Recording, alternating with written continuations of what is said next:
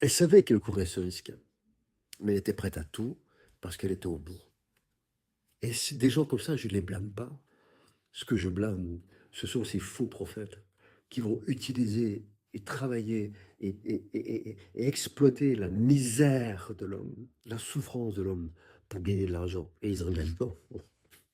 C'est une question surprenante, mais je ne crois pas. Et j'ai même envie de dire non. Par exemple, il existe une grande mouvance qui vient des États-Unis, une fois encore, hein, malheureusement, qui s'appelle l'évangile de la prospérité. L'évangile de la prospérité, c'est des gens qui gagnent beaucoup d'argent en organisant d'immenses réunions, et notamment des réunions de guérison, de délivrance. Et je peux sortir, c'est pas de l'anecdote en plus, c'est des choses qui sont réelles. La personne dit, voilà, si vous voulez être guéri, il faut mettre dans la caisse, là, il faut payer. Et puis il va prier pour les personnes, et puis elle est guérie. Bon, très bien, apparemment. Apparemment. Parce qu'après, on ne sait pas ce qui se passe. Et puis une personne prie pour une autre personne, hop, elle n'est pas guérie. Elle dit, ah, c'est parce que tu n'as pas donné assez. Mettez plus dans la caisse et vous serez guéri. Et ça marche. Les gens croient à ce genre de bêtises.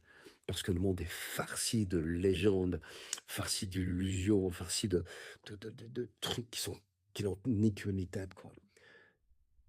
Et ça fonctionne.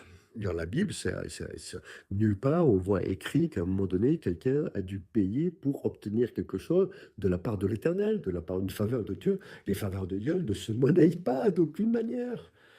Le seul moyen de monnayer une faveur de Dieu, c'est un cœur circoncis, c'est une vie donnée, c'est un cœur qui chante une louange de l'Éternel, qui se consacre à Dieu. Ça, c'est comme ça qu'on monnaie les bontés de l'Éternel. Comme quelqu'un qui en vient à payer pour être guéri, moi je la blâme pas. Cette personne, elle souffre depuis des années. Elle a l'impression de ne pas s'en sortir. Elle est dans un stress, dans un étourne, dans une douleur qui la mine depuis des années. Elle est prête à tout. C'est comme cette femme à la perte de sang que Jésus rencontre. Cette femme, elle a dépensé tout son argent auprès des médecins. Elle était prête à tout pour être guérie. Et puis un jour, Jésus passe par là. Elle est prête à faire une chose terrible, à être lapidée. Pourquoi? Parce que cette femme, elle a une perte de sang. Donc, elle est impure. Elle va toucher Jésus. Elle le rend impur. Lui le sait. Il aurait pu dire, ne touche pas. Va des rétro. Et la foule l'aurait prise, l'aurait lapidée. Elle savait qu'elle courait ce risque. Mais elle était prête à tout parce qu'elle était au bout. Et des gens comme ça, je ne les blâme pas. Ce que je blâme, ce sont ces faux prophètes qui vont utiliser et travailler et exploiter la misère de l'homme, la souffrance de l'homme pour gagner de l'argent. Et ils en gagnent pas fait.